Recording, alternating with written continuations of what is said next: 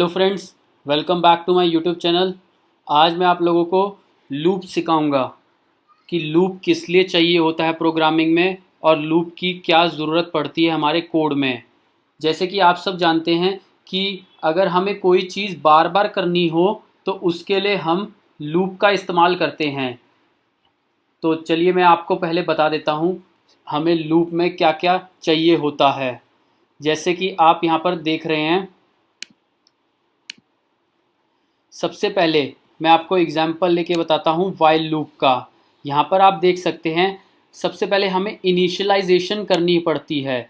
Initialisation, उसके बाद evaluation, और उस इवैल्यूएशन के बेसिस पर ही जो हमने यहाँ पर कंडीशन डाली है वो उसको इवैल्यूएट करेगा। उसके बाद जो भी इस कर्ली ब्रेसेस के अंदर लिखा होगा उसको एग्जीक्यूट करेगा। और साथ ही साथ आपको यहाँ पर एक ऐसी स्टेटमेंट भी लिखनी होगी जिससे कि आपका लूप इन्फिनाइट लूप में ना जाए और इंक्रीमेंट बार बार होता रहे जब तक उसकी कंडीशन सही है। तो चलिए सबसे पहले मैं आपको वाइल लूप का एक एग्जांपल देता हूँ। यहाँ पर हम काउंटिंग प्रिंट करके देखेंगे। स्टार्टिंग करते हैं, जैसे कि int I is equals to 1, 1 से लेकर जैसे कि 9 तक हमें प्रिंट करना है। तो while I is less than equals to 9,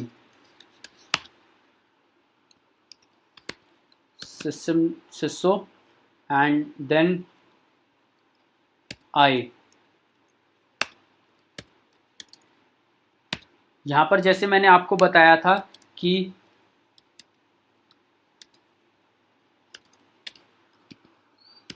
initialisation,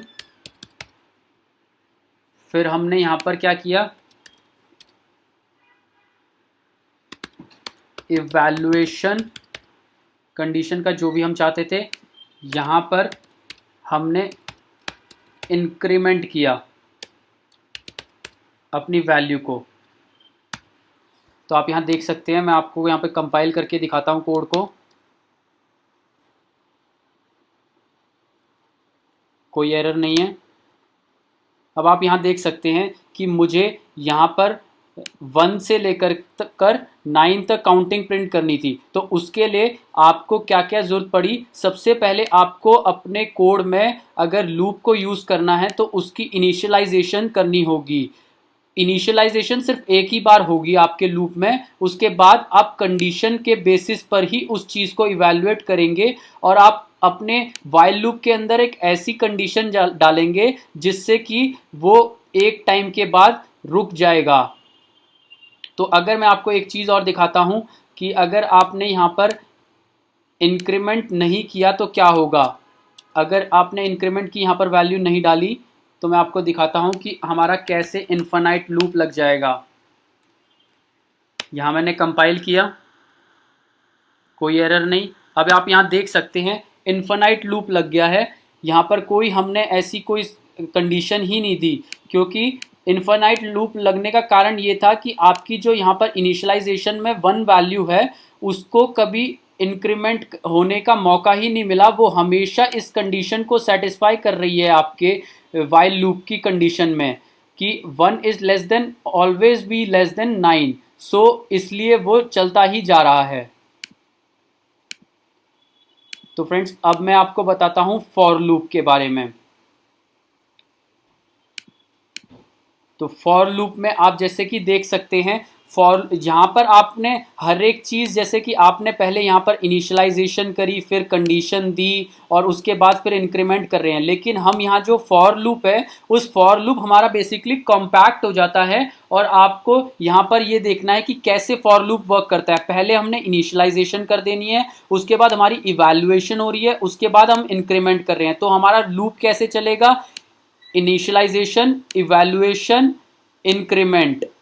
first time हमारा ऐसे चलेगा, इनिशियलाइजेशन, इवैल्यूएशन और फिर एग्जीक्यूशन, उसके बाद फिर इंक्रीमेंट, फिर इवैल्यूएशन, फिर प्रिंट, इंक्रीमेंट, इवैल्यूएशन, प्रिंट। ऐसे जब तक ये कंडीशन सेटिस्फाई होगी ये आपका लूप एग्जीक्यूट होता रहेगा। तो चलिए मैं आपको अब स्क्रीन पर ले जाकर के बताता हूं कि कैसे हम इसको भी कॉम्पैक्ट करके एग्जीक्यूट कर सकते हैं। तो आप यहाँ देख सकते हैं, मैं अब फॉर लूप का यूज़ करूँगा। Int i is equals to 1, i plus i is less than equals to 9, i plus plus.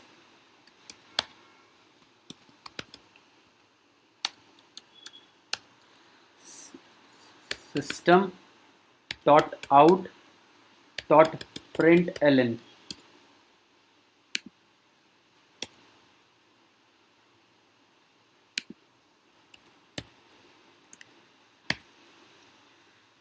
तो अब आप देखिए, मैं इसे एग्जीक्यूट करके दिखाता हूँ। पहले कंपाइल किया मैंने,